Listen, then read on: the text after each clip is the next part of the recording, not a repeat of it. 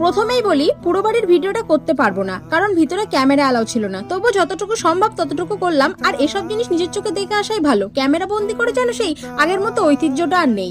দমদম থেকে মেট্রো ধরে MG road নেমে হেঁটে মাত্র 15 থেকে 20 মিনিট। ভিতরে প্রবেশ মূল্য মাত্র 10 টাকা। আর ক্যামেরা চার্জ প্রতি ফোন পিছু 50 টাকা করে। প্রত্যেক ফোনের পিছনে একটা করে স্টিকার মেরে দেবে। যে মারবে না তার ফোন সুইচ অফ করে রাখতে হবে। বিশ্বকবি রবীন্দ্রনাথ ঠাকুরের সাথে আমার বরাবরই ছোট থেকে একটা আলাদা টান।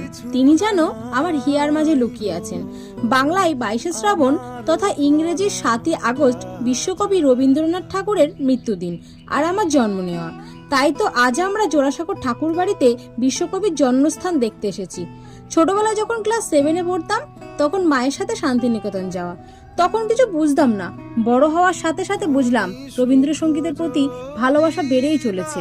ফার্স্ট ফ্লোর থেকেই বিশ্বকবির লাইব্রেরি, শোয়ার ঘর, হেসেল, বহু বই, বহু পুরনো ফার্নিচার, অনেক পুরনো জামা কাপড়, তার ব্যবহৃত প্রত্যেকটা জিনিস যেন সযত্নে সাজিয়ে রাখা। তার কত নোবেল যেটা তিনি অর্জন করেছিলেন, সেসব দেখে বাড়ি আসতে ইচ্ছে করছিল না।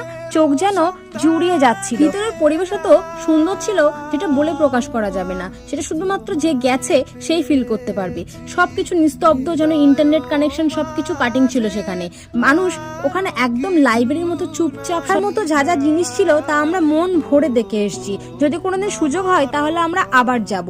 সারাদিন দুপুর থেকে কিছু খাওয়া হয়নি বলে যতটুকু সময় পেয়েছিলাম ততটুকু একটু ছবি টবি তুলে আমরা তাড়াতাড়ি আসার চেষ্টা করছিলাম। দেখার মতো যা জিনিস ছিল সবকিছু তো দেখে নিয়ে আমরা ওখান থেকে বেরিয়ে নিউ মার্কেটের দিকে একটু কেনাকাটা করে বাড়ি চলে এসেছি। টাটা, সবাই ভালো থাকবে।